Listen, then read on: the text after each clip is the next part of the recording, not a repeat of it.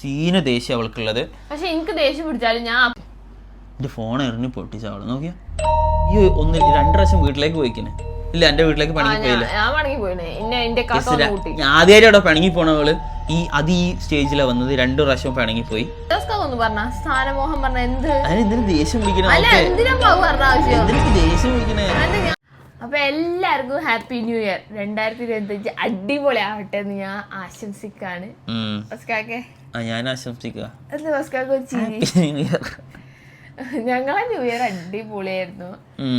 ഇന്നലെ മസ്കാക്ക ഇവിടെ ഒരു 3 മണി വരെ പെസ് കളിച്ചു. ഇവിടെ എല്ലാരും ഉണ്ടായിന്. കോവാലമാർ ഓൺ ഗ്യാങ് ഇവിടെ കടന്നിട്ട് പെസ് കളിച്ച്. ഞാനും ആരും എന്തെങ്കിലുമൊക്കെ കാട്ടി ഉറങ്ങി. പിന്നെ അത് കഴിഞ്ഞ് എല്ലാരും ന്യൂ ഇയറിന് പടക്കാണ് പൊട്ടിക്കുക. മസ്കാക്ക ഇവിടെ കൊതുകിനെ കഴിഞ്ഞ് പൊട്ടിച്ചിനെ. അങ്ങനെ ന്യൂ ഇയർ ഒക്കെ ആയി. ഒരു നല്ല കൊതുകടിയാലോ ഇവിടെ. എന്താ അറിയില്ല, ഇവിടെ ഭയങ്കര കൊതുക. ഞാൻ രാത്രി ഒരു 3 മണി വരെയൊക്കെ ചിലപ്പോ കൊതുകിനെ അടിച്ച് കളിക്കും. ന്യൂ ഇയർ ആയിട്ട് ഇപ്പൊ എന്താ മാറ്റം ഉണ്ടായത്? ഒരു മാറ്റം ഇല്ലല്ലേ? അതേപോലെ തന്നെ കൊല്ലം ഈ കൊല്ലം ഫുള്ള് മാറ്റങ്ങളാ വരാൻ വേണ്ടി പോണത്. അപ്പൊ കൊറേ ആൾക്കാർ എന്നോട് ചോദിച്ചിനി ഹിബത്തിന്റെ പോസ്റ്റ് പാർട്ടം എങ്ങനെ പോണു. ഞാൻ അങ്ങോട്ട് ഞാൻ ഇവിടെ ഇരിക്കണ്ടല്ലോ. ഞാൻ അനുഭവിച്ചറിഞ്ഞ കാര്യം എനിക്ക് നീ കേൾക്കാൻ തീരെ താല്പര്യമില്ല. പോസ്റ്റ് പാർട്ടം എങ്ങനെ ഉണ്ടായിരുന്നു, എങ്ങനെയൊക്കെയാണ് മാനേജ് ചെയ്യണേ, ഡിപ്രഷൻ ഉണ്ടായിരുന്നു ഒക്കെ. ആക്ച്വലി എനിക്ക് പോസ്റ്റ് പാർട്ടം ഡിപ്രഷൻ ചില സമയത്ത് ഉണ്ടായിരുന്നു തോന്നണേ. എനിക്കത് തിരിച്ചറിയാൻ പറ്റിയിട്ടില്ല എന്തൊക്കെ നടക്കണെന്ന്. ഞാൻ നല്ല തിരിച്ചറിഞ്ഞ എന്താ വെച്ചാല് പ്രഗ്നന്റ് ആയ സമയത്ത് എനിക്ക് വലിയ പ്രശ്നങ്ങളൊന്നും ഛർദി അങ്ങനത്തെ ഒന്നും. പക്ഷെ എനിക്ക് ചില സ്മെല്ലുകളൊന്നും പറ്റൂലേ. പക്ഷെ എനിക്ക് ഒരു ഊള സോപ്പ് വെക്കും. ഒരു എന്താണ് മൈസൂർ സാൻഡൽ. എനിക്ക് അത് കാണുമ്പോ എനിക്ക് ഇപ്പോഴും അതിന്റെ ആ മണം കേട്ട ഛർദിക്കാൻ വരും. ഞാൻ എപ്പോഴും പറയും കൂടിയ സോപ്പാണ് മൈസൂർ സാൻഡൽ സോപ്പ്. പക്ഷെ എനിക്ക് പ്രഗ്നൻസി ടൈമിൽ ആ സോപ്പിന്റെ മണം തീരെ പറ്റൂല. ഞാൻ പറഞ്ഞു വസ്കാക്ക എനിക്ക് എന്റെ സ്കിന്ന് പൊളിഞ്ഞു പോയാൽ എനിക്ക് എന്റെ മണം നോക്കിയാൽ മതി എന്നൊക്കെ പറഞ്ഞിട്ട് ലാസ്റ്റ് സോപ്പ് മാറ്റി. അങ്ങനെ പ്രഗ്നൻസി സമയത്ത് ഇവിടെ ഭയങ്കര എൻജോയ്മെന്റ് ആയിരുന്നു. 2-3 മാസം ഒരു പ്രസവിക്കുന്ന വരെ ഭയങ്കരമായിരുന്നു കേട്ടോ. വേറെ ലെവലായിരുന്നു ഹിബ. ഓർമ്മല്ലേ? എന്തോ എൻജോയ്മെന്റ് ആയിരുന്നു. കരിക്കൊക്കെ വാങ്ങി തരും. ഇപ്പൊ എനിക്ക് കരിക്കുമായിട്ട് കൊണ്ടു വാങ്ങി തരുന്നു. കരിക്ക് ചോദിച്ചാ വാങ്ങി തരില്ലേ? എന്ത് അന്ന് ചോദിക്കേണ്ടി വരും. ഹിബ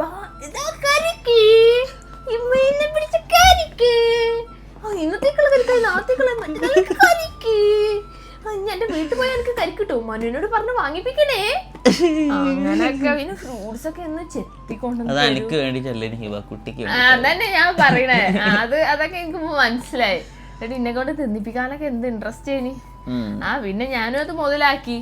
പിന്നെ ഫസ്റ്റ് എനിക്ക് തോന്നിയ കാര്യം എന്താ വെച്ചാല് ഇത് ഇന്നെ പറ്റി കുറ്റം പറയാനല്ല, പ്രഗ്നൻസി അനുഭവം അല്ല. എനിക്ക് പറഞ്ഞാൽ ഞാൻ പ്രഗ്നൻസിന്റെ മുന്നേ വരെ പ്രഗ്നൻസിയിൽ ഞാൻ ഫസ്റ്റ് കാര്യങ്ങളൊക്കെ ചെയ്തു കൊടുക്കല്ല. എന്നെക്കൊണ്ട് കഴിയുന്ന എല്ലാ കാര്യങ്ങളും ചെയ്തു കൊടുക്കും. ഫസ്റ്റ് ഇപ്പോഴും അതൊക്കെ ഞാൻ ഇപ്പോഴും ചെയ്യണം എന്നാ. എന്നിട്ട് ഞാൻ ചെയ്തില്ലെങ്കിൽ എന്നോട് പറയും എന്താ അവിടെ ചെയ്യല്. ഫുഡ് എടുത്തു കൊടുക്കണം. എന്തേ ഫുഡ് ഞാൻ എടുത്തില്ലെങ്കിൽ കറിയോടെ മാത്രോടെ ഒക്കെ ചോദിച്ചു നടക്കും. അല്ല നിങ്ങളല്ലേ കറി സാധനങ്ങളും പാത്രങ്ങളും നിങ്ങളല്ലേ വെക്ക. എനിക്കറിയത് ഇവിടെ കറിയില്ല. അതന്നെ പറഞ്ഞ അടുക്കളയിൽ കാരണേ. അല്ല ഈ എടുത്തരണമെന്നില്ല. എനിക്ക് എന്റെ അമ്മ എടുത്തരത്തുണ്ട്. എനിക്ക് പറ്റൂലെങ്കിൽ ഞാൻ എന്റെ അമ്മനോട് ചോദിക്കും. അത്രയല്ലേ ഉള്ളൂ. കണ്ടില്ല. എന്നാലും സ്വന്തം ചെയ്യൂല. സ്വന്തം അത് ശരി. എന്നാ ഞാൻ കാര്യം പറയട്ടെ. ഈ നിങ്ങളല്ലേ കറി ഏത് പാത്രത്തിലാണ് വെക്കണത്? എനിക്കറിയോ ഏത് പാത്രത്തിലെ കറി എന്നുള്ളത്. എല്ലാ പാത്രം തുറന്നു നോക്കിയ കറി ഇല്ലാന്ന് മനസ്സിലാവൂലേ? എന്തിനാണ് അതിനെക്കാണ്ടി നല്ലത് അങ്ക് അങ്ങ് എടുത്തന്നാ പോരെ. ഇതാണ് പിന്നെ കറി മാത്രമാ ചോദിക്കുന്നത്. പ്ലേറ്റ് അല്ല പ്ലേറ്റും 10 രൂപ ഞാൻ എടുത്ത് അവിടെ ഇരിക്കായിരിക്കും. അത് ഞാൻ തന്നെ സ്വന്തം എടുക്കാം. പക്ഷെ കറി മാത്രം ഏത് കറിയാണ്, ഉച്ചക്കുള്ള കറിയാണോ വൈകുന്നേരത്തെ കറി ഇന്നലത്തെ കറി ഉണ്ടാവും. അതിലേത് കറിയാന്ന് എടുത്തിട്ടുണ്ടെങ്കിൽ നമുക്ക് ഇത്ര വലിയ ഇതുണ്ടോ? അതൊക്കെ നോക്കി മണത്ത് മനസ്സിലാക്കാൻ. പഴയത് പുതിയത് തിന്നാൻ മനസ്സിലാവല്ലോ. എനിക്ക് ഫുഡ് വേണ്ട, ഞാൻ സ്വിഗ്ഗി ചെയ്തോളാം. അത് കഴിഞ്ഞ് രണ്ടാമത്തെ ദിവസക്കാകന്റെ ഞാൻ അനുഭവിച്ച സാധനങ്ങളാണ് ഞാൻ പറയുന്നത്. അത് കഴിഞ്ഞ് ഫസ്കാക്ക ഞാൻ ഡ്രസ്സൊക്കെ എവിടെയെങ്കിലും വെക്കും. പിന്നെ ഫസ്കാക്ക എന്റെ ഡ്രസ് എവിടെ, എന്റെ സോക്സ് ഒന്നും കാണുന്നില്ല. എന്നിട്ട് ഇറങ്ങും അങ്ങോട്ടേക്ക് പോവാണെങ്കിൽ എന്റെ പേഴ്സ് അടയുക, എന്റെ ചാവി ഒക്കെ എടുക്ക്. എന്റെ ചാവിയല്ല, എനിക്ക് ചാവിയൊന്നുമില്ല കാറിന്റെ. ഒന്നും എടുക്കാണ്ട് സ്വന്തം ഡ്രസ്സ് അണ്ടർവെയർ ഉണ്ട്. അത് ഭാഗ്യം. അത് ഇട്ടാണ്ട് ഇറങ്ങിക്കോളും. ഇത് ഞാനല്ലേ പ്രസവിച്ചു, ഈയല്ലേ പ്രസവിച്ചേ. എന്നിട്ട് ഞാൻ പ്രസവിച്ച് കഴിഞ്ഞിട്ട് ഞാൻ ഇതൊക്കെ ഫസ്കാക്ക് ചെയ്ത് കൊടുക്കും. എന്നിട്ട് എന്നോട് പറയുന്നത് എന്താണെന്ന് അറിയോ? ഒന്നും ചെയ്യും ഇന്റെ കണക്ക് ഞാൻ ഇവിടെ പറയേ ഞാൻ പറയണില്ല, പറഞ്ഞാലും എനിക്കൊന്നുമില്ല. അത് ഞാൻ പറയണില്ല, ഈ പറഞ്ഞോ. അപ്പൊ ഇങ്ങനെയാണ് അതിന് വേണ്ടിട്ട് അടുത്ത ഇതിലേക്ക് അങ്ങനെയാണ് ഞാൻ കടന്നു പോയത്. പിന്നെ പ്രസവിക്കണ വരെ കുഴപ്പമൊന്നുമില്ല. പ്രസവിക്കുന്ന ടൈമുള്ളാണോ പറഞ്ഞേ? ആ എന്തേ പ്രസവിച്ച് കഴിഞ്ഞതിന് ശേഷമുള്ള കഥകളാണ് ഞാൻ ഇപ്പൊ പറഞ്ഞത്. അപ്പൊ ഇനിയിപ്പോ എന്താ പറയാ പോണേ? ആ പ്രസവിക്കണ വരെ ഞാൻ ഇതൊക്കെ ചെയ്തു കൊടുത്തിട്ടുണ്ട്. പ്രസവിച്ച് കഴിഞ്ഞിട്ട് ഞാൻ ഇതൊക്കെ ചെയ്യണ്ടല്ലോ എന്നാ ഞാൻ പറയണേ. പിന്നെ അത് കഴിഞ്ഞ് പ്രസവിക്കണ വരെ വസ്കാക്ക അത് വരെ ഞാൻ പിന്നെ എന്താണ് യൂട്യൂബൊക്കെ ചെയ്യണോണ്ട് പിന്നെ വെറുതെ ഒക്കെ ആണെങ്കിൽ എനിക്ക് ഭ്രാന്താവും. അപ്പൊ ഇങ്ങനെ എന്തെങ്കിലും അല്ലെങ്കിൽ ആരെന്നല്ലേ പറഞ്ഞേ. പറഞ്ഞിട്ടില്ല. അത് കഴിഞ്ഞ് പിന്നെ എന്താ യൂട്യൂബ് വീഡിയോ ഒക്കെ ചെയ്യണോണ്ട് അങ്ങനെ സമയം ഇങ്ങനെ പോകും. പിന്നെ ഈ പ്രൊമോഷൻ ഒക്കെ ചെയ്യുന്ന സമയത്ത് ഫസ്റ്റ് കണ്ടിട്ടുണ്ട്. ഈ പ്രൊമോഷൻ വീഡിയോ ഒക്കെ ചെയ്യുമ്പോൾ ഞാൻ പറഞ്ഞാൽ കറക്റ്റ് ആയിട്ടില്ലെങ്കിൽ അതിങ്ങനെ ആക്കണ വരെ ഇല്ല. അതിന്റെ കറക്റ്റ് കാര്യം എന്താന്ന് വ്യക്തമായിട്ട് പറയും. പ്രൊമോഷൻ വീഡിയോയില് അല്ല എന്റെ സ്വഭാവം എങ്ങനെയാ പ്രൊമോഷൻ വീഡിയോ എടുക്കുമ്പോൾ പറയും. എനിക്ക് മൂഡ് സ്വിങ്സ് ഒക്കെ ഉണ്ടാവും. അത് പറഞ്ഞില്ലേ ഒരു കള്ളം പറയാൻ ഞാൻ അതൊക്കെ ബിയർ ചെയ്ത് വന്നിട്ട് ബെയർ ചെയ്താലും എന്തായാലും ശരി. അത് എന്തിനാ കച്ചറാവുന്നത്? ഞാൻ എന്നോട് എന്താ പറയാറുള്ളത്? പറയുന്ന പോലെ ഞാൻ ഇവളോട് എന്താ പറയാന്നുള്ളത്, ഒരു കാര്യം നമ്മളെ വീഡിയോ എന്തായാലും എനിക്ക് പ്രശ്നമില്ല. പക്ഷെ ഒരു ബ്രാൻഡിന് ഒരു വീഡിയോ ചെയ്തെടുക്കുമ്പോൾ അതിൻ്റെതായിട്ടുള്ള പോയിന്റ്സ് കാര്യങ്ങളുണ്ട്. ഇവളൊരു സാധനം ഹാൻഡിൽ ചെയ്യില്ല. ഓരോട് സംസാരിക്കല്, ഇത് ഉറപ്പിക്കല്, ഈ സാധനം അയച്ചു കൊടുക്കല്, ഇത് എഡിറ്റ് ചെയ്യല്, എല്ലാ സാധനം ഞാൻ ചെയ്യാം. അപ്പോൾ ഇതെങ്ങനെ ചെയ്യേണ്ടതെന്നുള്ള എനിക്ക് കറക്റ്റ് അറിയുള്ളൂ. അപ്പോൾ ഞാൻ ഇവളോട് പറയും, ഹിബ അങ്ങനെയൊക്കെയാണ് കാര്യം, ഇതിൻ്റെ വീഡിയോ ഞാൻ കൊടുക്കും. അപ്പോൾ ഇവളിത് കാണൂല. അപ്പോൾ ഹിബ എന്താ ചെയ്യുക? ഇതൊന്നും പഠിക്കൂല. എന്നിട്ട് ഇവിടെ വന്നിട്ട് വീഡിയോ എടുക്കണ പോലെ ഇങ്ങനെ ഇരിക്കും, മൈന്താളെ പോലെ. എന്നിട്ട് ഞാൻ പറയാം, എന്നോട് ഞാൻ പറഞ്ഞല്ലേ ഇതൊക്കെ പഠിക്കാൻ അല്ലേ. എന്നിട്ട് എന്നോട് ദേഷ്യം പിടിക്കും, വെറുതെ ദേഷ്യം പിടിക്കും. മൂഡ് സിങ്സും തേങ്ങ സിങ്സും ഒക്കെ ആയിരുന്നു. അതൊക്കെ വിട്, ഈ കാര്യത്തിലേക്ക് കിടക്കാം കേസ്. അപ്പൊ പ്രൊമോഷൻ വീഡിയോസ് ഒക്കെ ചെയ്യുമ്പോൾ നല്ല അടി ഉണ്ടാവാറുണ്ടായിരുന്നു പ്രഗ്നൻസി ടൈമിൽ അല്ലേ? അത് ഇപ്പോഴും ഉണ്ട് കേട്ടോ. അത് പ്രഗ്നൻസി റിലേറ്റഡ് അല്ല, അത് എപ്പോഴും റിലേറ്റഡ് ആണ്. അപ്പം കുറച്ചുകൂടി അഗ്രസീവ് ആയ അത്രേ ഉള്ളൂ. അതെ അതെ. എനിക്ക് പെട്ടെന്ന് ദേഷ്യം വരുവേനി, എനിക്ക് വേഗം ദേഷ്യം വരുവേനി ആ സമയത്ത്. എന്താ അറിയില്ലേനി. പക്ഷെ ഫസ്റ്റിക്കാക്കും ദേഷ്യം വരും. ഫസ്റ്റിക്കാക്ക് എന്തുണ്ടായിട്ടാ ദേഷ്യം വരുന്നേ അറിയില്ല ഹിബ, അതിന്റെ സ്വഭാവം കൊണ്ടാവും. ഫസ്റ്റിക്കാക്ക് പ്രഗ്നന്റ് ആയിനോ? അല്ല, വെറുതെ ദേഷ്യം പിടിക്കണ ഒരു ജന്മം. എനിക്ക് എന്താ അറിയില്ല. അങ്ങനെ കഴിഞ്ഞ് ജോക്സ് അപ്പാർട്ട് നമ്മള് വീഡിയോയിലേക്ക് വരാണ്. Jokes apart. അപ്പൊ ഞങ്ങൾ അങ്ങനെ പ്രഗ്നൻസിന്റെ ലാസ്റ്റ് സമയത്തെത്തി. അങ്ങനെ ഹോസ്പിറ്റലിൽ എത്തിയപ്പോ സമയത്ത് ഡോക്ടർ പറഞ്ഞു, അല്ല എനിക്ക് ഇവിടുന്ന് വേദന ഒക്കെ വന്നിട്ടാണ് ഞാൻ പോണത്.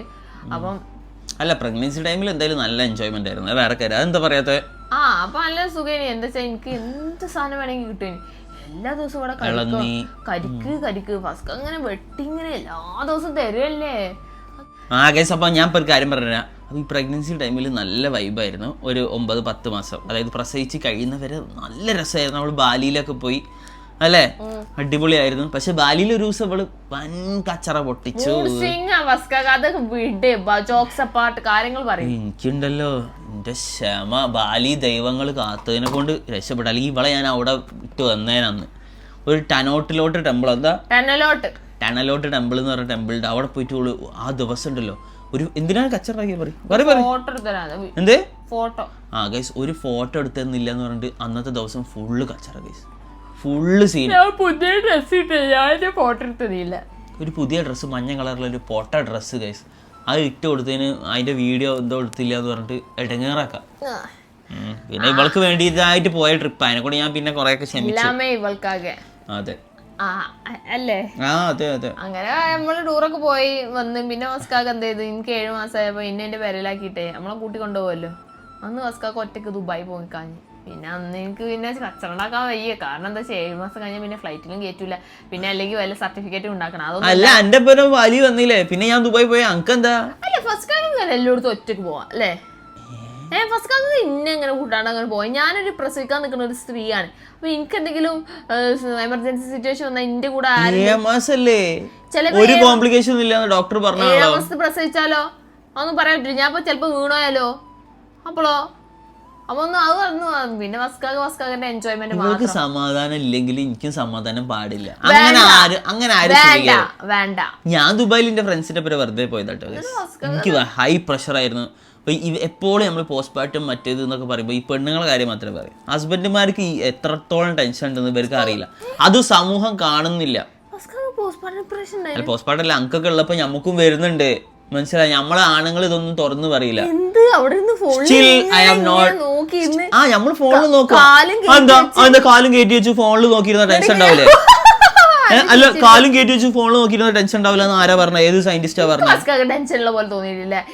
അതാണ് നമ്മളെ കഴിവ്. നമ്മള് ഇവിടെ ഇവന്റെ ടെൻഷൻ അടിച്ചിട്ട് നമുക്ക് കളിക്കാൻ കഴിയില്ല.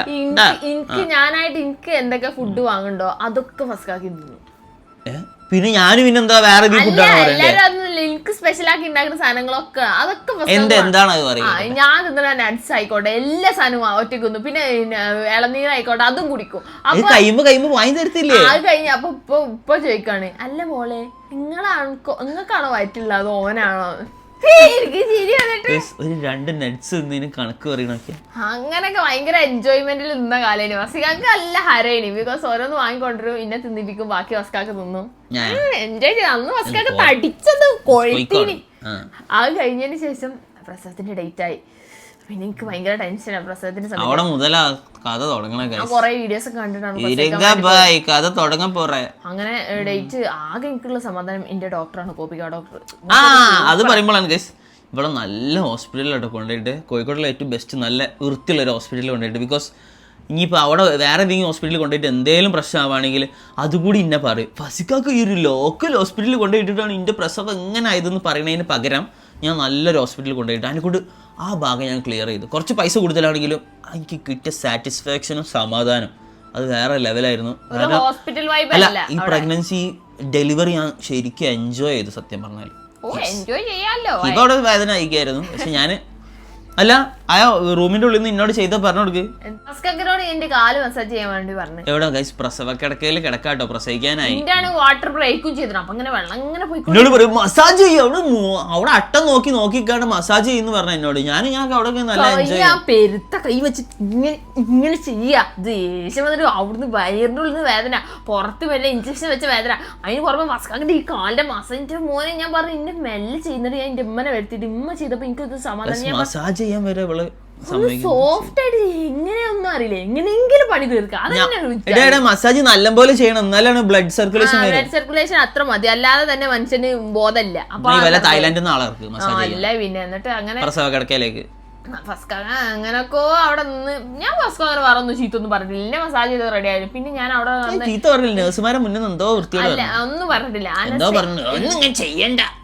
അനസ്തേഷ്യ വെക്കാൻ വന്ന ഒരു ഡോക്ടർ ഞാൻ എന്തൊക്കോ പറഞ്ഞു, സോറി എന്തൊക്കെ പൊലഭ്യം പറഞ്ഞു എനിക്ക് തോന്നി. എനിക്ക് അങ്ങനെ കിടക്കാൻ കഴിയുന്നില്ല, എനിക്ക് ഇത്ര കിടക്കാൻ കഴിയുള്ളൂ, നിങ്ങൾക്ക് മനസ്സിലാവണില്ല എന്നൊക്കെ ഞാൻ ചോദിച്ചു. കാരണം എന്താ വെച്ചാൽ എനിക്ക് വാട്ടർ ബ്രേക്ക് ആയിട്ട് അതിന്റെ കൂടെ ഇങ്ങനെ കിടന്നാലേ മറ്റേ ആ ഇഞ്ചക്ഷന്റെ പേര് ഇവന്റെ വലിയ കോംപ്ലിക്കേറ്റഡ് ഒന്നും അല്ലെങ്കിൽ ഇവള് കുറെ നേരം വെയിറ്റ് ചെയ്തോളൂ അല്ലേ? എത്ര നേരം വെയിറ്റ് ചെയ്തേ? ഞാൻ 9 മണിക്കൂർ 9-10 മണിക്കൂർ നല്ല വേദന തയ്ച്ച് അവിടെ കിടന്നു കേട്ടോ. അങ്ങനെ അത്ര ഈസി ഡെലിവറി ഒന്നല്ല ഇവളത് നോർമൽ ഡെലിവറി ആണെങ്കിലും കുറച്ച് കഷ്ടപ്പെട്ടുള്ള നോർമൽ ഡെലിവറി ആണ്. അതിന്റെ എല്ലാ പ്രഷറും പിന്നെ കിട്ടിയത് എനിക്കാണ് ഞാൻ ഇതൊക്കെ അനുഭവിച്ചത്. ഹിബനോട് ഡോക്ടർ പറഞ്ഞ നല്ല ഹിബ പറയാ, ഞാൻ പണ്ട് സ്കൂളിൽ വലിയൊരാളായിരുന്നു, എനിക്ക് യുവജനോത്സവത്തിൽ 50 സമ്മാനം കിട്ടിയിട്ടുണ്ട്. ഡോക്ടർ എടാ തലയുടെ തളരല്ലേ പറഞ്ഞ പുഷ് ചെയ്യാനാ തളി പറയണേ. അങ്ങനെ അത് കുറച്ച് വേദന ഉള്ള സംഭവമാണെങ്കിലും കുട്ടീനെ കാണുമ്പോ അതൊക്കെ മറക്കുമല്ലോ. അങ്ങനെ എന്റെ കുട്ടീനെ കണ്ട് ഫസ്റ്റ് ടൈം കണ്ട് ഫസ്റ്റ് കണ്ട് അത് കഴിഞ്ഞ് ഞാൻ അതൊരു വീട്ടിലൊരു സംഭവം തന്നെ കേട്ടോ, അത് എക്സ്പ്ലെയിൻ ചെയ്യാൻ പറ്റില്ല, വേറെ ലെവൽ ഒരു സംഭവമായിരുന്നു. അത് നല്ല രസമാണ്, ഞമ്മള് ജീവിതത്തിൽ മറക്കാത്ത കുട്ടീന്റെ ഫസ്റ്റ് കരച്ചില് ഫസ്റ്റ് ഇവക്ക് കൊടുത്ത് പിന്നെ ഞാൻ അങ്ങനെ കയ്യില് ചോരക്കുട്ടീനെ ഫസ്റ്റ് ടൈം കാണുന്നത് അത് നല്ല രസമായിരുന്നു, അത് പൊളിയായിരുന്നു. പിന്നെ ഞാൻ നേരെ പോണത് പോസ്റ്റ് നാറ്റൽ കെയറിലേക്കാണ്. അവിടെ നിന്നാണ് നമ്മളെ ജീവിതം ആരംഭിക്കാൻ വേണ്ടി പോണത്. അതെ ഗൈസ്, അത് മുതലാണ് ഇത് ഡെലിവറി 9 മാസം 10 മാസം വരെ ഒരു കുഴപ്പമുണ്ടല്ലോ, അത് കഴിഞ്ഞ് കുട്ടി ആയിട്ടുള്ള സമയമുണ്ടല്ലോ, ഓഫ് ഗൈസ് നമ്മൾ എന്താണോ ചെയ്തോണ്ടെന്ന് അതൊക്കെ താളം തെറ്റും, ആ റുട്ടീൻ അങ്ങോട്ട് ചേഞ്ച് ആവും, നമ്മളെ വൈബ് മാറും, നമ്മൾ എന്ത് ചെയ്താലും അത് വേറെ രീതിയിലേക്ക് പോകും. അങ്ങനത്തെ ഒരു അവസ്ഥയായിരുന്നു പിന്നുള്ളത്. ഇവിടെ ഇവൾക്കൊന്നും ഉറക്കനല്ലേ, ഇവള് ഇവിടെ കിടന്നു ഉറങ്ങിയിട്ട് 2 മണിക്കൂർ കൂടുമ്പോ ഇപ്പൊ എത്ര മണിക്കൂറോ 4 മണിക്കൂറോ 3 ഞാൻ 2 മണിക്കൂർ ഇതിപ്പോ ഡിമാൻഡിങ് ഫീഡിങ് ഓക്കെ എപ്പോ വേണോ അപ്പൊ കിട്ടും. ഇവിടെ നിന്ന് ഇങ്ങനെ എണീക്കും, ചിലപ്പോൾ ഞാനും അതിൻ്റെ കൂടെ എണീക്കും, ചിലപ്പോൾ കുട്ടി ഇവിടെ ഇങ്ങനെ എത്തിയിട്ടുണ്ടാവും. അങ്ങനത്തെ ഒക്കെ ഞാൻ നിലത്താ കിടന്നുറങ്ങല്, ഇവിടെ സ്ഥലം ഇല്ലാത്തതിനോണ്ട്. ഈ രണ്ടാളും വിശാലായിട്ട് കിടന്നോടെ വിചാരിച്ചു. അല്ലെങ്കിൽ ഇനിയിപ്പോ അതിനു വേണ്ടി പറയും ഓ ബസിക്കൊക്കെ കട്ടിലിന്റെ മേലെ നല്ല സുഖിച്ച് കിടക്കാന്ന് പറയാൻ. ഞാൻ നിലത്ത് പുതിയ ഞാൻ തമിഴ്നാട്ടിലുള്ള കിടക്ക വാങ്ങി വന്നതൊക്കെ. അറിയോ തള്ളി തള്ളി തള്ളി തള്ളി ഇന്നൊരു മൂലക്കിലാക്കിട്ട് ഓള് ഞാൻ നല്ലപോലെ ഉറങ്ങിയിട്ട് 6 മാസമായി ഇപ്പൊ. ഉറങ്ങണേ. ഓ അയ്യോ മോനെ, ബെഡ്മേൽ ഉറങ്ങിയിട്ട് നല്ല വൃത്തിയുള്ള ബെഡ്മേൽ എത്ര ഉറങ്ങിയാ മതി. ഞാൻ ഉറങ്ങിയിട്ടേ 9 മാസമായിട്ടോ. അപ്പൊ അങ്ങനെ അവിടെ എത്തിയതിനു ശേഷമാണ് ഞാൻ ശരിക്കുള്ള സ്ട്രഗിൾ എന്താണ്. നമ്മൾ മൊബൈലാണ് പോണത്. അവിടെ നല്ല രസമുള്ള എനിക്ക് ഭയങ്കര ഇഷ്ടമുണ്ട്. അവിടെ നല്ല ഹരമുള്ള മഞ്ചേരിയിൽ മൊബി, ആഹാ അതിന്റെ ബാക്കിലൊരു കുന്ന്, അവിടെ പോയി വൈകുന്നേരം ഇരുന്ന മനസ്സൊക്കെ കാമാവും. പിന്നെ എനിക്ക് വലിയ പണിയില്ല, ഹിബക്കാണെങ്കിൽ ഒട്ടും പണിയില്ല. അതായത് ഇവിടെ എല്ലാ പണിയും ആൾക്കാർ ചെയ്തു കൊടുക്കും. ഇവിടെ ഉമ്മ ഉണ്ടേനു. അത് പറഞ്ഞപ്പോഴാ ഇവിടെ ഉമ്മനെ ഇവിടെ എന്തൊക്കെ പോലെ. അതൊന്നല്ല, എത്ര ആൾക്കാരുണ്ടെങ്കിൽ കുട്ടീനെ ഫീഡ് ചെയ്യാൻ ഉമ്മ തന്നെ വേണം. അവിടുന്ന് 2 മണിക്കൂർ കൂടുമ്പോ എണീച്ച് ഫീഡ് ചെയ്യാൻ ഞാന് തലൊക്കെ കറങ്ങിപ്പോയി. എനിക്ക് നമ്മൾ ഉറക്കം ഫുള്ള് തകിട മറിഞ്ഞ്. പിന്നെ സ്റ്റിച്ചിട്ടുണ്ടല്ലോ എനിക്ക് അത്യാവശ്യം മറ്റേ തെറി ഫിലിമിൽ കാണുമ്പോ ഞാൻ പാടും പെണ്ണ് നീതാനെ വന്ന് ഇനവോട് ചേർന്ന് ചേരാമൽ വന്ന് അങ്ങനെയാണെന്നാ വിചാരിച്ചത്. പക്ഷെ ആകെ സീന് പരിപാടിയാന്നുള്ളത് പിന്നെ അവൾക്ക് മനസ്സിലാവണേ. അത് റിയാലിറ്റി അല്ലല്ലോ. റിയാലിറ്റിയിലേക്ക് ഇറങ്ങിയപ്പോഴാണ് ഇതിന്റെ ഒരു നമ്മളൊക്കെ ഉമ്മ വാപ്പായൊക്കെ ഇങ്ങനെ നോക്കിയെന്ന് മനസ്സിലാവാൻ തുടങ്ങി. ഇവളെ കഷ്ടപ്പെട്ട് നോക്കൂട്ടോ. എന്നിട്ട് ഇവള് പറയും എന്താ കുട്ടി കരിയിലുണ്ടില്ലേ, ഞങ്ങൾ എന്താ കാടണേ. അതിന് കുട്ടി കരിയുമ്പോ ചിലപ്പോ ഉമ്മ ഉറങ്ങിട്ടന്നെ ഉണ്ടാവില്ല. ചിലപ്പോ ഞാൻ ഉമ്മ ഉറങ്ങണ അറിയാണ്ട് എങ്ങനെ ഞാൻ കണ്ടുപോയാല് എന്താണ് നിങ്ങൾ ഉറങ്ങണേ, കുട്ടിയുടെ കരയണ്ടില്ലേ, എന്ത് സുഖമാണ് നിങ്ങൾക്ക് ഇങ്ങനെ ഉറങ്ങിയാൽ മതിയല്ലോ എന്നൊക്കെ പറയും എന്റെ അമ്മനോട്. എനിക്ക് കിട്ടുന്ന നേരെ ഉളമ്പക്കാണ് അപ്പൊ കിട്ടിക്കോട്ടെ. അപ്പൊ എനിക്ക് സന്തോഷമായി. ഒരാൾ ഷെയർ ചെയ്യാണ്ടല്ലോ. കൊറേ എന്റെ അമ്മനെ സഹിച്ച് അന്ന് നോമ്പൊക്കെ എന്നിട്ട് പിന്നെ തല്ലുണ്ടാവുക ഫുഡ് കഴിക്കാൻ 12 നേരം ഫുഡ് കഴിക്കണമല്ലോ. അതിനോട് എന്റെ അമ്മ പറയാം. അതിന് ഞാൻ എന്റെ അമ്മനെ കുറെ ചീത്ത അറിയാം. അങ്ങനെ കുറെ ചീത്ത വിളികളും മറ്റേ കിടവില് അങ്ങനെ ഒരു മാസം കടന്നുപോയി. ഹസിക്കാക്കൊക്കെ അവിടെ വന്നിട്ട് അപ്പുറത്തെ റൂമുണ്ട്, അത് AC അവിടെ സുഖവാസം സുഖവാസം. എനിക്ക് സുഖവാസം. നമ്മൾ എന്തേലും തിന്നുമ്പോഴും എന്തേലും കുടിക്കുമ്പോഴും സുഖമായിട്ട് തിന്നും കുടിച്ചിരിക്കുക ഒരു വർത്താനം. അത് വിചാരം എന്താ, ആണുങ്ങൾക്ക് ആണുങ്ങളുടേതായിട്ടുള്ള ഓരോ പ്രശ്നങ്ങളുണ്ട്. അത് നിങ്ങളെ പോലെ ഇങ്ങനെ വിളിച്ചു പറഞ്ഞിട്ട് ഇങ്ങനെ എനിക്കിങ്ങനെ നമ്മൾ പറയൂല. അത്ര ഉള്ളൂ ഡിഫറൻസ്. മനസ്സിലായോ? കൂടുതൽ പ്രശ്നങ്ങൾ തന്നെയാണ് ഞാനും ഫസ്റ്റ് ടൈം. ഞാൻ ഇതിന്റെ മുന്നേ പെണ്ണ് കെട്ടിട്ട് 4 മക്കളൊന്നും ഇല്ല. പ്രസവിച്ചിട്ടില്ലല്ലോ. പ്രസവിച്ചാലാണ് ചേഞ്ചസ്. അവിടെ പോയി കവല പ്രസംഗം നടക്കും. ഇനി നമ്മൾ പ്രസവിക്കില്ല എന്ന് വിചാരിച്ചാൽ ഈ വരും ലോകത്തിൽ തന്നെ ഇനി ഭൂമി ഇല്ലാതാകും. പോയി പ്രസവിക്ക്, പോയിട്ട് പ്രസംഗിക്ക്. ജോക്സ് അബൌട്ട് അത്. അങ്ങനെ അവിടുത്തെ ഒരു മാസം കഴിഞ്ഞിട്ടാണ് പിന്നെ നേരെ അവിടുന്ന് ഡിസ്ചാർജ് ചെയ്തിട്ട് ഞാൻ എൻ്റെ വീട്ടിലേക്ക് വരുന്നത്.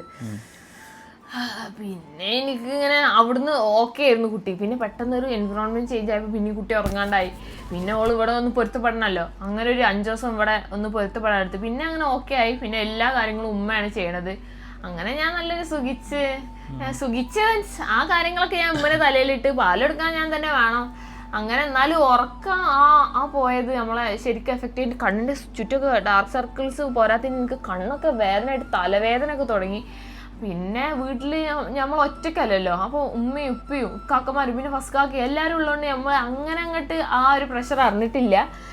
ഞാൻ എനിക്ക് വലിയ ആൾക്കാർ പറഞ്ഞ പോലെ അങ്ങനെ ഒരു ഡിപ്രഷൻ സ്റ്റേജിലേക്കൊന്നും ഞാൻ പോയിട്ടില്ല. ബിക്കോസ് വീട്ടിലെല്ലാവരും ഉണ്ടാവുമ്പോൾ നമ്മൾ അതിനനുസരിച്ച് അഡ്ജസ്റ്റ് ആവുമല്ലോ. പിന്നെ വീട്ടിൽ നല്ല അത്യാവശ്യം നല്ല സ്ഥലവും ഇതൊക്കെ ഉള്ളതിനെ അപ്പൊ നല്ല ഫ്രഷ് എയർ അങ്ങനെ സംഭവങ്ങളൊന്നും കുഴപ്പമില്ല. ഇടയ്ക്കിടയ്ക്ക് ഫസ്കാക്ക് വരും, നമ്മൾ വീഡിയോസ് ഒക്കെ എടുക്കും, പിന്നെ ഫസ്കാക്ക് പോകും. പിന്നെ ഞാൻ ഫസ്കാക്ക് ഇങ്ങനെ കണ്ടില്ലെങ്കിൽ ഫോണിലൂടെ വിളിച്ച് കുറച്ച് തെറിയൊക്കെ പറയും. അപ്പൊ എനിക്കൊരു ജസ്റ്റ് ഒരു സമാധാനം അല്ലേ? എനിക്കൊരു സമാധാനം. അതെ, എന്റെ ഒരു ഞാൻ പിന്നെ സമ്മതിച്ചു കൊടുക്കും. ഇന്ന എന്തേലും പറഞ്ഞാലും അവൾക്ക് സമാധാനം കിട്ടണമെങ്കിൽ സമാധാനം കിട്ടട്ടെ എന്ന് വിചാരിക്കും. അത്ര തന്നെ. പക്ഷെ എന്റെ കൈമൊന്നും പോകട്ടോ. എനിക്ക് ചില സമയത്തുണ്ടല്ലോ ചൊറിഞ്ഞു കയറും. സത്യം പറയാം, ഇങ്ങനെ എന്താ ചെയ്യേണ്ടതെന്നുണ്ടല്ലോ ഇങ്ങനെ തോന്നും. പക്ഷെ കുറച്ച് കാമായിട്ട് നമ്മള് എനിക്ക് ചീത്ത പറയാൻ 2 ആൾക്കാരുള്ളൂ. ഒന്ന് ഫസ്കാക്ക, ഒന്ന് എന്റെ ഉമ്മ. 2 ആളും എന്നെ നല്ലോണം സഹിച്ചു. പക്ഷെ ഫസ്കാക്ക എന്നെ അങ്ങനെ അത്ര ഒന്നും സഹിച്ചു. എന്റെ ഉമ്മ എന്നോട് ഒന്നും തിരിച്ചു പറയില്ല. ഫസ്കാക്ക ആണെങ്കിൽ 4 ഡയലോഗ് തിരിച്ചു പറയും. ഞാൻ 4 ഡയലോഗ് എപ്പോഴാ പറയാ? ഓള് 100 ഡയലോഗ് പറഞ്ഞാൽ 4 ഡയലോഗ് ഞാൻ അങ്ങ് പറയും. അപ്പൊ പിന്നെ എനിക്ക് കൂടുതൽ ഞാൻ ശ്രദ്ധിക്കാൻ തുടങ്ങിയത് കുട്ടീന്റെ കാര്യങ്ങളായി.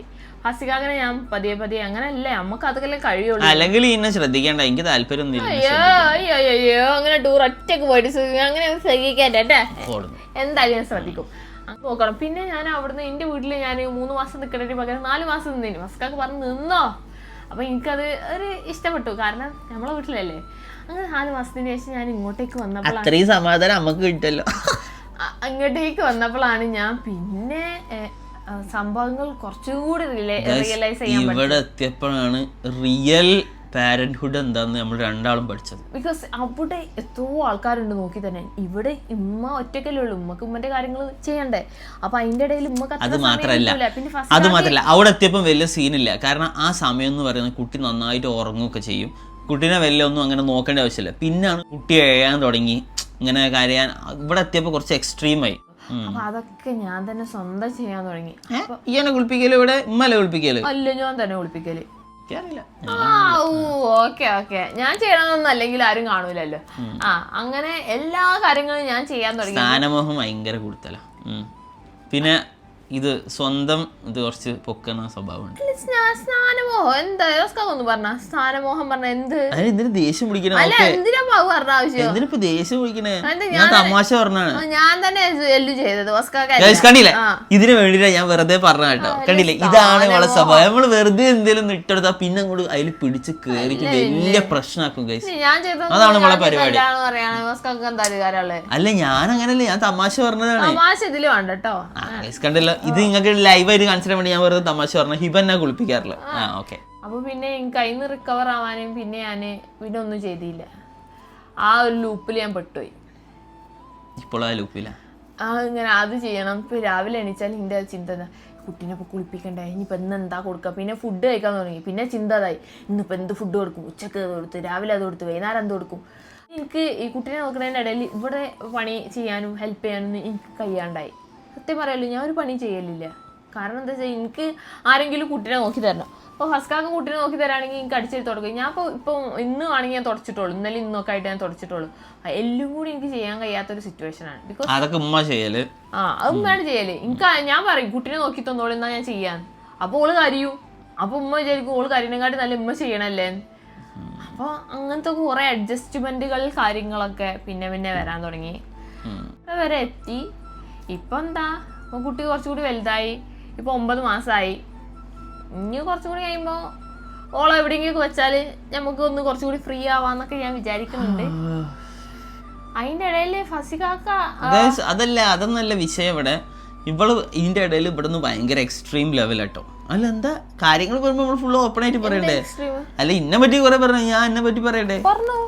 ഗസ്, അതായത് ഇവളെ സ്വഭാവമൊക്കെ ഫുള്ള് മാറിക്കുന്നു കേട്ടോ. സത്യമായിട്ട് പറയാലോ, പണ്ട് ഇവളെ എങ്ങനെയാന്നുള്ളത് നമുക്ക് അറിയുന്ന. പക്ഷെ ഇപ്പൊ ഒരു പ്രസവിച്ചതിന് ശേഷം ഒരു 5-6 ഇപ്പോൾ 9 മാസമായി കുട്ടിക്ക്. അതിലൊരു 3 മാസം ഇവള് ഭയങ്കര നോർമലായിരുന്നു, വലിയ കുഴപ്പമൊന്നുമില്ല.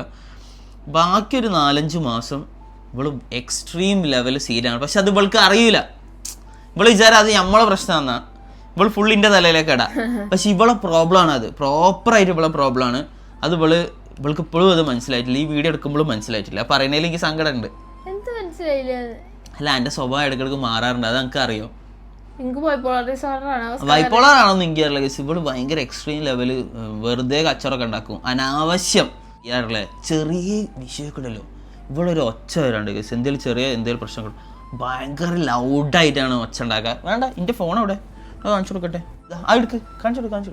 യെസ്, ഇവളെ മറ്റെന്തായാലും പറയാം, പോസ്റ്റ്മോർട്ടം ഡിപ്രഷൻ അല്ലേ. ഇതാ യെസ്, നോക്ക്, എൻ്റെ ഫോൺ എറിഞ്ഞ് പൊട്ടിച്ചാവള് നോക്കിയാ. ഇതിൻ്റെ സ്ക്രീനൊക്കെ ഇതൊക്കെ ഇപ്പോൾ ലോക്കടാ. ഇത്ര 2500 രൂപേൻ്റെ സ്ക്രീൻ ചെയ്യാൻ പറ്റും. ബിക്കോസ് ഇതിൽ ഫുള്ള് കോൺടാക്ട്സ് ആണ് ഈ ഫോണിൽ. മറ്റേ വേറെ ഫോണും ഉണ്ട്, പക്ഷെ പറയാം ഇതുപോലെ എറിഞ്ഞ് പൊട്ടിച്ചാട്ടോ. ഇത് ഫുള്ള് കയറ്റി അയച്ച് നമ്മൾ ഫുള്ള് റെഡി ആക്കിയതാണ് ഈ ഫോൺ. ബിക്കോസ് ഇതിൽ ഫുള്ള് കോൺടാക്ട്സ് ആണ്. അതിനെക്കൊണ്ട് എനിക്ക് ഈ ഫോൺ ഉപേക്ഷിക്കാൻ കഴിയൂല. ഇതിൽ കുറേ അത്യാവശ്യമുള്ള സാധനങ്ങളൊക്കെ ഉണ്ട്. ഞാൻ അറിയില്ല, ഇങ്ങനെ അറിയാം. ഇവളുണ്ടല്ലോ, ഇത് എടുത്തിട്ടുണ്ടല്ലോ എക്സ്ട്രീം ലെവല് ഇതാണ്. എന്താ ഇപ്പോൾ ദേഷ്യമൊക്കെയാണ്, ഭയങ്കര ദേഷ്യമാണ് നമുക്ക്, അൺകൺട്രോളബിൾ ആട്ടോ. സീന ദേഷ്യം അവൾക്കുള്ളത്. പക്ഷെ എനിക്ക് ദേഷ്യം പിടിച്ചാലും ഞാൻ അപ്പം തന്നെ നന്നാവൂട്ടോ, എന്റെ ക്വാളിറ്റി അതാണ്. പക്ഷെ അല്ലല്ല അത് അങ്ങനെ നന്നാവാൻ പറ്റൂല ഗൈസ്. അത്രയും ലെവലും സാധനങ്ങളാണ് ഇവര് ചെയ്യാ. പിന്നെ അപ്പം തന്നെ അല്ലല്ല യെസ് എനിക്ക് ടൈം വേണം, ഞാൻ അങ്ങനത്തെ മനുഷ്യനാണ്. എനിക്കിങ്ങനെ എനിക്ക് പെട്ടെന്ന് അങ്ങനെ ചേഞ്ച് ആവാൻ പറ്റൂല. എനിക്ക് എന്തേലും സംഭവിച്ചാൽ എനിക്ക് 2-3 ദിവസമൊക്കെ ചിലപ്പോൾ വേണ്ടി വരും എന്റെ മൈൻഡ് ഒക്കെ റെഡി ആവാൻ. ഇവള് പിന്നെ എങ്ങനെയാന്ന് അതെ, ബിക്കോസ് പണ്ട് ഈ എങ്ങനെയല്ലേനും ഈ എന്തായിരുന്നു അവസ്ഥ, ഈ ഇപ്പൊ എങ്ങനെയാണോ, ഈ ഇപ്പൊ എക്സ്ട്രീം ലെവല് ദേഷ്യം പിടിക്കലും സംഭവങ്ങളൊക്കെയാണ്. ഞാൻ കുറ്റമായിട്ട് പറഞ്ഞല്ലേ, ഞാൻ പറഞ്ഞാണ് എല്ലാം നമ്മൾ ഓപ്പൺ ആയിട്ട് പറയാനാണല്ലോ ഈ വീഡിയോ ചെയ്യുന്നത്. ഇത് ഇങ്ങനത്തെ സംഭവങ്ങളൊക്കെ എല്ലാവർക്കും വരും, നമ്മളെ ഇടയിലും ഉണ്ട്. പക്ഷെ നമ്മള് ബാക്കിയുള്ള സമയത്ത് ഇപ്പൊ ഇങ്ങനെ ഈ ഇത് വരുന്നതാണെങ്കിലും അതൊരു 1 മാസത്തിലൊരു 4-5-6 ദിവസമൊക്കെ ഉണ്ടാവുള്ളൂ. ബാക്കി ദിവസം നമ്മള് ഫ്രീ ആണ്. പിന്നെ എപ്പോഴും പുറത്തു കൊണ്ടുപോകും, ഇതിനെ കൊണ്ട് ആവണ പോലെയൊക്കെ പുറത്തു കൊണ്ടുപോകും. പക്ഷെ ഇതൊന്നും പ്രശ്നമില്ല, എല്ലാവരും തമ്മിൽ ഉണ്ടാവും ഇങ്ങനത്തെ ഈ സീൻസ് ഒക്കെ ഉണ്ടാവും. ബിക്കോസ് ഹിബക്ക് തീരെ ഉറക്ക് കാര്യങ്ങളൊന്നും ഇല്ല, അങ്ങനെ എണീക്കും. അപ്പൊ അതിൻ്റെതായിട്ടുള്ള കുറച്ച് ഡിപ്രസീവ് സ്റ്റേജസ് ഒക്കെ ഉണ്ടാവും. എന്താ അധികം ഇന്ന രോഗിയാക്കട്ടോ ഗൈസ്, ഇതിനാണ് പോസ്റ്റ്മോർട്ടം ഡിപ്രഷൻ എന്ന് പറയാ. എനിക്ക് രോഗമൊന്നുമില്ല, രോഗമായിട്ടല്ലേ ഇവൾക്ക് അത് കുറച്ചുണ്ട്, ഇവള് മനസ്സിലാക്കണില്ല. ഇവളെന്താ ചെയ്യാ, അത് വരുമ്പോ ഇന്ന തെറി വിളിച്ചിട്ട് അങ്ങോട്ട് പോകും. എന്നിട്ട് ഡിപ്രഷൻ ഫുള്ളി ഇരിക്കുക ഗൈസ്, ഞാൻ എന്ത് ചെയ്യാനാ. ഓക്കെ ഗൈസ്, ഇപ്പൊ സത്യം പറഞ്ഞാല് സംഭവങ്ങളൊക്കെ തല മറന്നിട്ടുള്ളത്. ബിക്കോസ് ഒരു പരിപാടി നടക്കൂല ഗൈസ്. കുട്ടി എണീക്കും, കുട്ടീനെ നോക്കണം, ഇത് ചെയ്യണം അത് ചെയ്യണം, ഒരു സംഭവം കറക്റ്റായിട്ട് നടത്തില്ല. ഇത് എങ്ങനെയാണ് ഇതൊന്ന് കറക്റ്റായിട്ട് വരാന്നുള്ളത്. ചില ആൾക്കാരൊക്കെ ഇങ്ങനെ കാണാം വീഡിയോസിലൊക്കെ, ഇങ്ങനെ കൃത്യമായിട്ട് കുട്ടീനൊക്കെ നോക്കാൻ ആൾക്കാരുണ്ടെങ്കിലോ ഇങ്ങനെ ആയമാരൊക്കെ ഉണ്ടെങ്കിലോ ഓൾക്കൊക്കെ ചെയ്യാൻ തോന്നുന്നത്. പക്ഷെ എല്ലാം കൂടി നമ്മൾ ചെയ്യണ സമയത്ത് ഭയങ്കര ബുദ്ധിമുട്ടാട്ടോ. ഈ 2 പ്രാവശ്യം വീട്ടിലേക്ക് പോയിക്കണേ? ഇല്ല, എന്റെ വീട്ടിലേക്ക് പണിക്ക് പോയില്ല. ഞാൻ പണിക്ക് പോയിനെ, ആദ്യമായിട്ട് അവിടെ പണിങ്ങി പോണവള് ഈ സ്റ്റേജിലാണ് വന്നത്. 2 പ്രാവശ്യം പിണങ്ങിപ്പോയി. പിന്നെന്തോ ചെയ്തിനോ? 2 പ്രാവശ്യം വീട്ടിലേക്ക് പിണങ്ങിപ്പോയി ഗൈസ്, പിണങ്ങിപ്പോയി. 4-5 ദിവസം നമ്മൾ ഫോൺ കോൾ വരെ ചെയ്തില്ല. അഹങ്കാരം. വസ്കാക്കാണ് വിളിക്കാത്തത്. വസ്കാക്ക് എന്നോട് പറയട്ടോ, കുട്ടീനെയും കാണാൻ അന്യം കണ്ട പോയിക്കോ അവിടുന്ന്. ഞാൻ അങ്ങനെ തന്നെ പറഞ്ഞ കേസ്. നമുക്ക് ഇവളൊരു വിചാരം ഇവൾക്ക് മാത്രമേ പ്രശ്നങ്ങളുള്ളൂ, നമ്മളൊക്കെ ഭയങ്കര ഹാപ്പിയാണ്. നമ്മൾ ഇങ്ങനെ തന്നെ നിൽക്കുക, നമ്മൾ മരം പോലെ നിൽക്കണം കൈസ്. എന്ത് സംഭവിച്ചാലും ഒരു പൊട്ടര പോലെ നമ്മളിങ്ങനെ ചിരിച്ചുകൊണ്ട് നിൽക്കണം. അപ്പോൾ ഇവർ വിചാരം എന്താ, നമ്മൾ ഭയങ്കര ഹാപ്പിയാണ്. എല്ലാവരും പറയും ഇങ്ങനത്തെ ഈ ഡിപ്രഷൻ പോസ്റ്റ്മോർട്ടം കാര്യങ്ങളിലൊക്കെ ഉണ്ടായിട്ട് ഹിബത്തെ എങ്ങനെ മാനേജ് ചെയ്യണം. എനിക്ക് മാനേജ് ചെയ്യാൻ എനിക്ക് ഫ്രീ ആയിട്ടൊരു മാനേജർ ഇല്ലേ? ഈ ദേഷ്യം സംഭവങ്ങളൊക്കെ ഹിബക്ക് ആദ്യമേ നല്ല സെൻസിറ്റീവ് ദേഷ്യം സംഭവങ്ങളൊക്കെ ഹിബക്ക് ഉണ്ട്. പിന്നെ അത് കുട്ടി വന്നപ്പം കുറച്ചുകൂടി എക്സ്ട്രീമായി. പിന്നെ അത് കൂടി ഇനിയിപ്പോൾ കുറച്ച് കഴിഞ്ഞാൽ കുറയും, അത്രേ ഉള്ളൂ. ദാറ്റ്സ് ലൈഫ് അല്ലേ ഹിബ? അതെ, അപ്പം life must move on. Life must go on whatever happens അല്ലേ ഹിബ? നമ്മളെ ജോക്കർ ഫിലിമിൽ അയാൾ പറയുന്ന ഡയലോഗ് വളരെ, മുതലാളി പറയുന്ന ഡയലോഗ് വളരെ ശരിയാണ് അല്ലേ ഹിബ? പിന്നെ എനിക്ക് ചില സമയത്തൊക്കെ നല്ല ദേഷ്യം തോന്നി, പണ്ടാറ് ഇതൊന്നും വേണ്ടില്ലേന്നൊക്കെ തോന്നിയിട്ടുണ്ട്. ഹിബ വേണ്ടില്ലേന്നൊക്കെ ഞാൻ കാര്യമായിട്ട് പറഞ്ഞതാ. ഇവനെ ട്രിക്ക് ഉണ്ട്, ഇവളെ എന്ത് തെറ്റ് ചെയ്താലും ഇവള് കിടന്നങ്ങ് കാര്യം. അപ്പൊ ഓളെ ഭാഗത്തായി ഞമ്മളായി കുറ്റക്കാരൻ. അതാണ് ഇവളെ മെയിൻ. എന്റെ വീഡിയോ അത്. അപ്പൊ അങ്ങനെ സീൻ ഇവള് നല്ല ഒച്ചമുളിയൊക്കെ ഉണ്ടാക്കി. അപ്പൊ അയൽക്കാരൊക്കെ കേൾക്കുന്നുണ്ടാവും. ഇന്നുവരെ എന്നോടാരൊന്നും പറഞ്ഞിട്ടൊന്നുമില്ല. അമ്മമാരി ഒച്ച കേസ് ഹിബക്ക് നിങ്ങൾക്ക് അറിയില്ല. ഞാൻ ഒരു പ്രാവശ്യം ഞാൻ സൗണ്ട് ചെയ്യാൻ റെക്കോർഡ് ചെയ്ത് കാണിച്ചു തരുന്നുണ്ട്. അപ്പോൾ ഗൈസ്, അപ്പോൾ നിങ്ങൾ ഇങ്ങനെ ഉണ്ടായ ഭർത്താക്കന്മാരാണെങ്കിൽ ഒന്ന് റെഫറൻസ് എടുക്കുന്നത് നല്ലതായിരിക്കും. ഭാര്യനെ കുറ്റം പറഞ്ഞിട്ട് കാര്യമില്ല, ഭർത്താവിനെ കുറ്റം പറഞ്ഞിട്ട് കാര്യമില്ല. രണ്ടാളും കൂടി മ്യൂച്വലി ഇത് കൈകാര്യം ചെയ്യുക. ഞങ്ങളുടെ എങ്ങനെയൊക്കെയാണ് പോയത്, ഞങ്ങളിപ്പോഴും റിക്കവേർഡ് അല്ല, എന്നാലും കുഴപ്പമില്ല, സംഭവങ്ങളൊക്കെ ഏകദേശം സെറ്റാണ്. ഇവക്ക് ഒരു കുഴപ്പമില്ല. എന്താ ഇപ്പൊ കളിക്കല്ലേ ഇടയ്ക്കൊക്കെ തമാശയൊക്കെ പറഞ്ഞ് ഹിബന്റെ മൈൻഡ് മാറ്റിയാൽ മതി. പിന്നെ ഇടയ്ക്കിടയ്ക്ക് ഒരു മാക്സിയോ അങ്ങനത്തെ ഡ്രസ്സ്, പിന്നെ സർപ്രൈസുകളൊക്കെ കൊടുക്കാം. ഫസ്റ്റ് തീരെ എനിക്ക് തരലില്ല സർപ്രൈസുകൾ. സർപ്രൈസും തരാനുള്ള മൂഡ് കൂടി ഇല്ല ഗൈസ്. എന്താ ഇവ കട്ട് ചെയ്യാ, അല്ലെ പിടിച്ച് കട്ട് ചെയ്യട്ടെ. അങ്ങനെ കട്ട് ചെയ്യാ ഗൈസ്, ഇവനെ കട്ട് ചെയ്യാൻ പറഞ്ഞു. കട്ട് ചെയ്യാൻ പറഞ്ഞിട്ട് നീല കട്ട് ചെയ്യാൻ പറഞ്ഞേ, കളിക്കല്ലേ കട്ട് ചെയ്യാൻ പറഞ്ഞിട്ട് വീഡിയോ കട്ട് ചെയ്യണ്ടേ. അപ്പൊ ഇതൊക്കെയാണ് നമുക്ക് പറയാനുള്ളത്. എല്ലാവരും വൈഫിനൊക്കെ നല്ലപോലെ നോക്കാം. പ്രസവം കഴിഞ്ഞാൽ ഇവര് എപ്പോഴും ഇവര് രാക്ഷസിമാരാവും. അപ്പം നമ്മൾ കുട്ടീനെയും ഭാര്യയുമായി ഒപ്പരം നോക്കാൻ വേണ്ടി പഠിക്കുക. ഞാനത് പഠിച്ചു വരുന്നു. യെസ്, അപ്പോൾ എന്തായാലും ഗൈസ് ഇനി നമുക്ക് അടുത്ത വീഡിയോയിൽ കാണാം അല്ലേ? അതെ, അതുവരെയും ബൈ.